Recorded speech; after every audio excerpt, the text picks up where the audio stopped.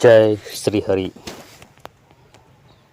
आत्मा जब शरीर छोड़ती है तो मनुष्य को पहले ही पता चल जाता है।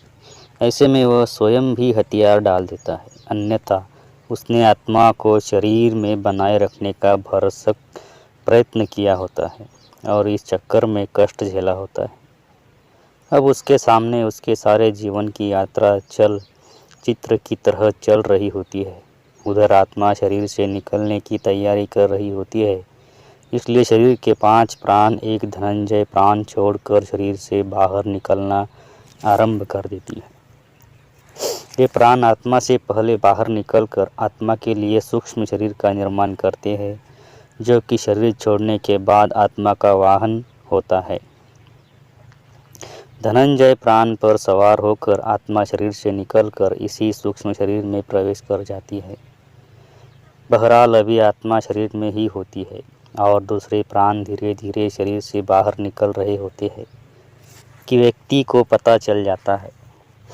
उसे बेचैनी होने लगती है, घबराहट होने लगती है, सारा शरीर फटने लगता है, खून की गति धीमी होने लगती है, सांस उखड़ने लगती है, बाहर के द्वार बंद होने लगते हैं, अर्थात अब चेतना लुप्त होने लगती है और मूर्छा आने लगती है। चेतना ही आत्मा के होने का संकेत है और जब आत्मा ही शरीर छोड़ने को तैयार है तो चेतना को तो जाना ही है और वो मूर्छित होने लगता है। बुद्धि समाप्त हो जाती है और किसी अनजाने लोक में प्रवेश की अनुभूति होने लगती है। यह चौथा आयाम होता है। फिर मूर्छा आ जाती है और आत्मा एक झटके से किसी भी खुली हुई इंद्रिय से बाहर निकल जाती है। इसी समय चेहरा विकृत हो जाता है। यही आत्मा के शरीर छोड़ने का मुख्य चिन्ह होता है। शरीर छोड़ने से पहले केवल कुछ पलों के लिए आत्मा अपनी शक्ति से शरीर को 100% सजीव करती है, ताकि उसके निकलने का मार्ग अवरुद्ध न हो रहे, और फिर उसी समय आत्मा निकल जाती है और शरीर खाली मकान की तरह निर्जीव रह जाता है। इससे पहले घर के आसपास कुत्ते बिल्ली के रोने की आवाज़ें आती है। इन पशुओं की आंखें अत्यधिक चमकीली होती है, जिससे ये रात के अंधेरे में तो क्या सूक्ष्म शरीर धारी आत्माओं को भी देख लेते हैं। जब किसी व्यक्ति की आत्मा शरीर छोड़ने को तैयार होती है तो उसके अपने सगे संबंधी जो मृतात्माओं के रूप में होते हैं उसे लेने आते हैं और व्यक्ति उन्हें यमदूत समझता है और कुत्ते बिल्ली उन्हें साधारण जीवित मनुष्य ही समझते हैं और अनजान होने की वजह से उन्हें देखकर रोते हैं और कभी कभी भौंकते भी हैं। शरीर के 5 प्रकार के प्राण बाहर निकलकर उसी तरह सूक्ष्म शरीर का निर्माण करते हैं, जैसे गर्भ में स्थूल शरीर का निर्माण क्रम से होता है। सूक्ष्म शरीर का निर्माण होते ही आत्मा अपने मूल वाहक धनंजय प्राण के द्वारा बड़े वेग से निकलकर सूक्ष्म शरीर में प्रवेश कर जाती है। आत्मा शरीर के जिस अंग से निकलती है उसे खोलती तोड़ती हुई निकलती है। जो लोग भयंकर पापी होते हैं उनकी आत्मा मूत्र या मल मार्ग से निकलती है। जो पापी भी है और पुण्यात्मा भी है उनकी आत्मा मुख से निकलती है। जो पापी कम और पुण्यात्मा अधिक है उनकी आत्मा नेत्रों से निकलती है और जो पूर्ण धर्मनिष्ठ है, पुण्यात्मा और योगी पुरुष है, उनकी आत्मा ब्रह्मारंध्र से निकलती है। अब तक शरीर से बाहर सूक्ष्म शरीर का निर्माण हुआ रहता है, लेकिन ये सभी का नहीं हुआ रहता।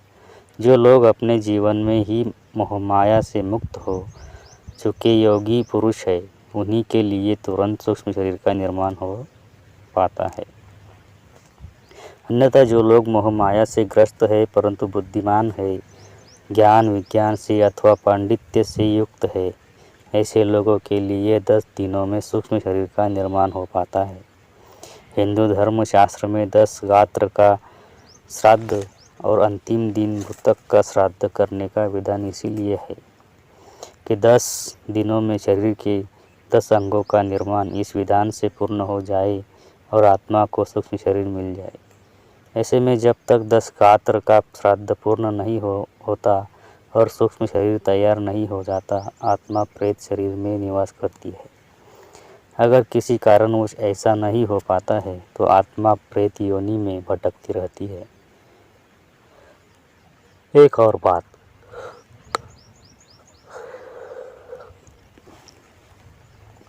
आत्मा के शरीर छोड़ते समय व्यक्ति को पानी की बहुत प्यास लगती है। शरीर से प्राण निकलते समय कंठ सूखने लगता है, हृदय सूखता जाता है और इससे नाभि जलने लगती है। लेकिन कंठ अवरुद्ध होने से पानी पिया नहीं जाता और ऐसी ही स्थिति में आत्मा शरीर छोड़ देती है। प्यास अधूरी रह जाती है, इसलिए अंतिम समय में मुख में गंगा जल डालने का विधान है। इसके बाद आत्मा का अगला पड़ाव होता है शमशान का पीपल। यह आत्मा के लिए यमघंट बंधा होता है जिसमें पानी होता है। यह प्यासी आत्मा यमघंट से पानी पीती है जो उसके लिए अमृत तुल्य होता है। इस पानी से आत्मा तृप्ति का अनुभव करती है। हिंदू धर्मशास्त्रों में विधान है कि मृतक के लिए यह सब करना होता है ताकि उसकी आत्मा को शांति मिले। अगर किसी कारणवश मृतक का 10 गात्र का श्राद्ध न हो सके और उसके लिए पीपल पर यमघंट भी न बांधा जा सके तो उसकी आत्मा प्रेत योनि में चली जाएगी और फिर कब वहाँ से उसकी मुक्ति होगी कहना कठिन होगा। हाँ, कुछ उपाय अवश्य है।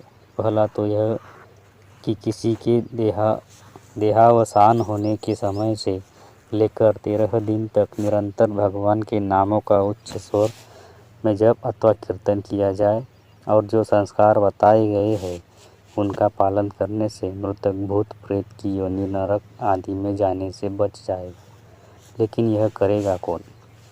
यह संस्कारित परिजन, संतान, नातेदार ही कर सकते हैं।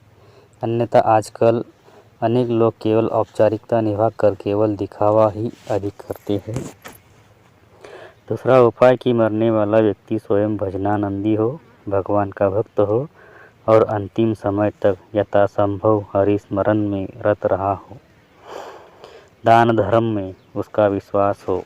इसी संदर्भ में भक्त कहता है, कृष्ण त्वदीय पद पंकज पंजरांके अधैव में विशतु मानस राजहंसः प्राण प्रयाण समये कफवात पित्तेह कंठावरोधन विद्धो स्मरणम कुतस्ते।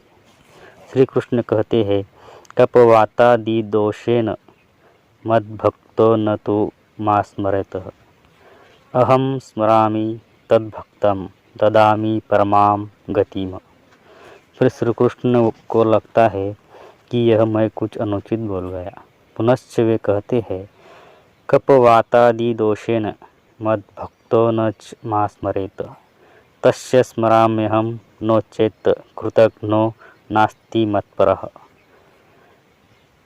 ततस्तं ब्रूयमानं तु काष्ठापाषाणसन्निभम् अहम स्मरामि मद्भक्तं नयामि परमागतिम्।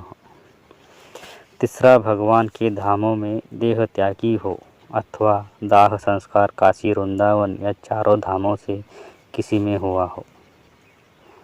स्वयं विचार करना चाहिए कि हम दूसरों के भरोसे रहे या अपना हित स्वयं साधे। जीवन बहुत अनमोल है, इसको व्यर्थ मत गवाए। एक एक पल को सार्थक करे, हरिनाम का नित्य आश्रय ले।